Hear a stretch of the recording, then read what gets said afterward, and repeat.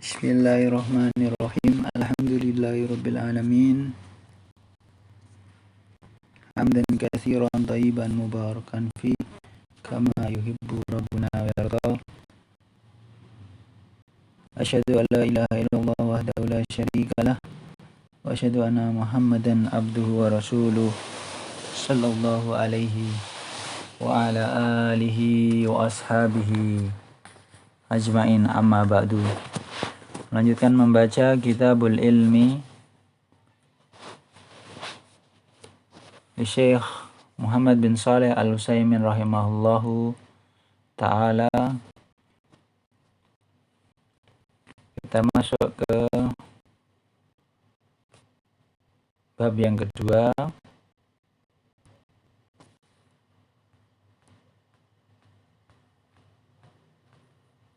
Ababus Sani fi adabi talibil ilmi wal asbabi al-mu'inati ala tahsilihi. Bab kedua adalah adab-adab yang harus dimiliki oleh seorang penuntut ilmu dan beberapa sebab atau faktor yang dapat menolong dalam memperoleh ilmu. Wastamilu ala faslaini. Al-faslul awwalu adabu talibil ilmi. Al-faslul tsani al-asbabu al-mu'inatu ala tahsilil ilmi. Bab ini mencakup dua fasal, dua poin. Yang pertama adalah pasal adab-adab penuntut ilmu, dan pasal yang kedua adalah beberapa sebab, beberapa faktor penolong dalam memperoleh ilmu. Al-faslul awwalu adabu talibil ilmi. Adab-adab penuntut ilmu. Talibul ilmi labudda lahu minat ta'addubi bi adabin nadkuru minha. Seorang penuntut ilmu harus labudda, harus baginya, wajib baginya untuk beradab, memiliki adab-adab yang akan kami sebutkan di antaranya. Al-amrul awwalu, perkara yang pertama, ikhlasun niyati lillahi azza wa jalla. Yang pertama adalah mengikhlaskan niat kepada Allah azza wa jalla. Bi an yakuna qasduhu bi talabil ilmi wajhallahi wad daral akhirati. Caranya bagaimana? Ya, ini dia mempunyai maksud dan tujuan dengan dia menuntut ilmu. Dia meniatkan untuk mendapatkan, mengharap wajah Allah, dan juga mengharapkan negeri akhirat. Lianna Allah hasa alaihi wa raghaba fihi. Karena Allah mendorong dan menekankan hal itu, menekankan akan pentingnya niat. Faqala ta'ala fa'lam annahu la ilaha illallah wastaghfir li dzambik. Maka ketahuilah bahwa tidak ada ilah yang berhak diibadahi dengan benar kecuali Allah, dan mintalah ampun, beristighfar atas dosa-dosamu. Wa tsana'u 'alal ulama'i fil Qur'ani ma'rufun. Wa idza asna Allahu 'ala syai'in aw amara bihi sara ibadatan. Wasana, pujian terhadap ulama di dalam Al-Quran ini ma'ruf, kita ketahui. Dan apabila Allah memuji sesuatu atau memerintahkan kepada sesuatu, maka hal tersebut menjadi ibadah. Idzan fayajibu al-ikhlasu fihi lillahi bi an yanwiyal insanu fi talabil ilmi wajhallahi azza wa jalla. Maka wajib bagi kita untuk mengikhlaskan niat di dalam menuntut ilmu hanya kepada Allah, hanya bagi Allah. Caranya bagaimana?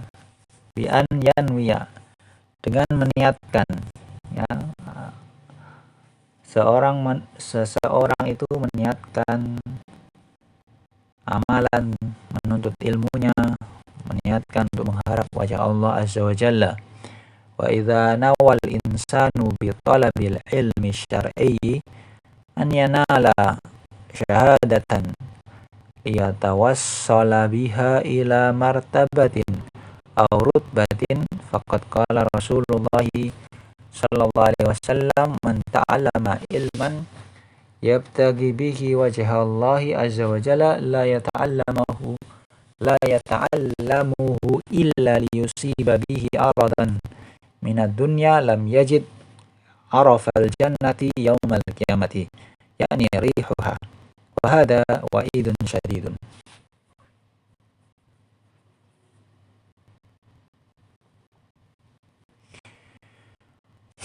Maka ketika seorang manusia